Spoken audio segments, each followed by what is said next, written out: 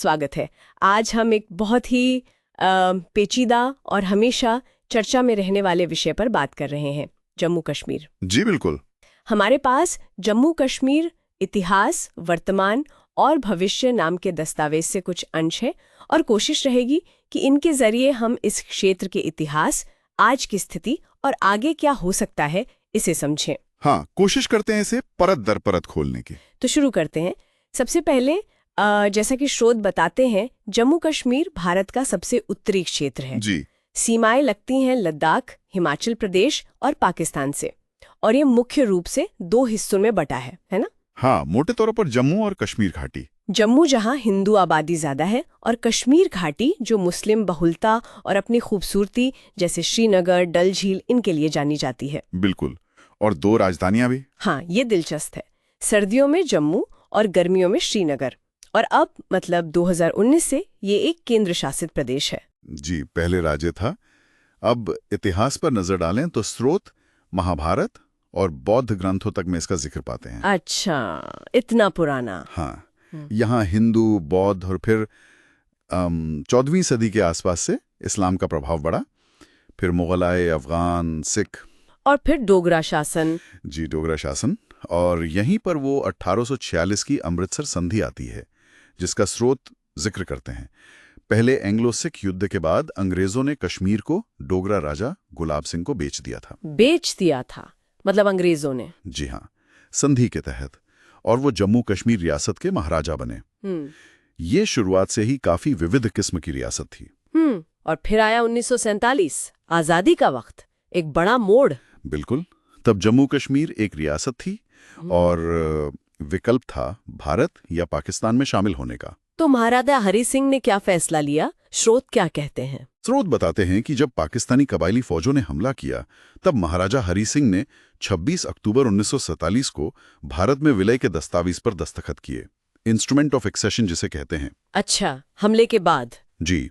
और इसी के बाद पहला भारत पाक युद्ध 1947-48 शुरू हुआ। और इसी विलय के आधार पर जम्मू कश्मीर को वो विशेष दर्जा मिला था, अनुच्छेद 370। हाँ बिल्कुल।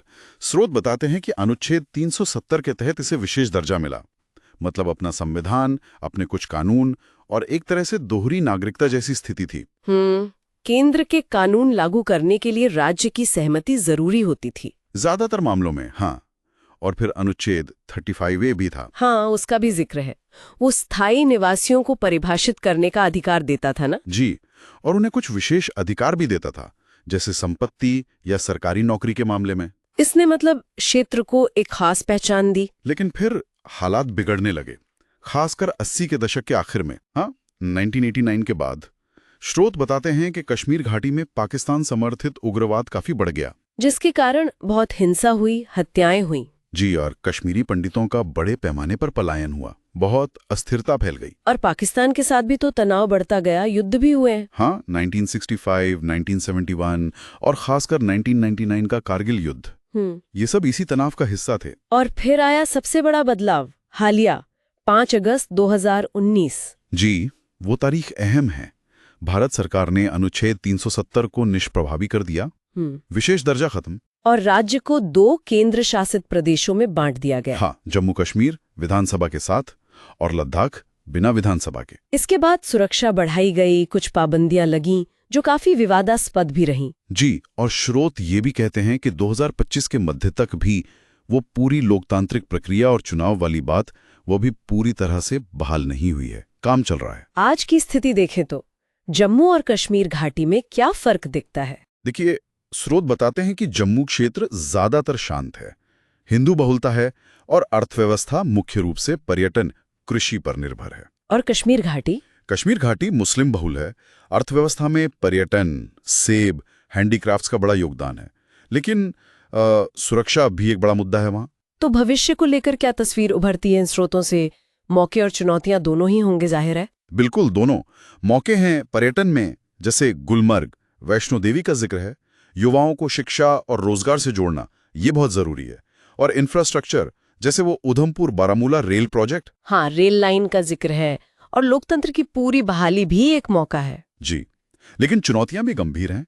स्रोत इशारा करते हैं कि 2019 के बदलावों के बाद स्थानीय लोगों में, खासकर घाटी में विश्वास बहाली एक अहम मुद्दा है। आतंकवाद का खतरा वो बना हुआ है, हाँ।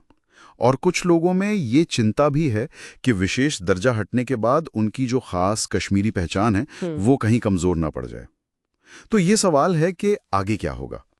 तो कुल मिलाकर ये तो साफ है कि जम्मू कश्मीर का विषय इतिहास, राजनीति, समाज सबका एक बहुत ही जटिल मिश्रण है। बिल्कुल। हमने कोशिश की कि इन स्रोतों के जरिए इसके अतीत के अहम पड़ाव, 2019 के बड़े बदलाव और भविष्य की उम्मीदों और चुनौतियों को थोड़ा समझ सकें। हाँ, एक खाका खींचने की कोशिश की है हमने। और जाते जाते एक सवाल शायद छोड़ा जा सकता है सोचने के लिए, जो इन स्रोतों को पढ़कर भी उठता है। क्या सवाल? कि भविष्य में जो राष्ट्रीय एकता के लक्ष्य हैं और जो जम्मू कश्मीर की अपनी अनूठी क्षेत्रीय और सांस्कृतिक पहचान है, इनके बीच एक सही संतुलन कैसे साधा जा सकता है। ये वाकई एक बड़ा सवाल है जी। और इसका जवाब शायद आने वाला वक्त ही देगा।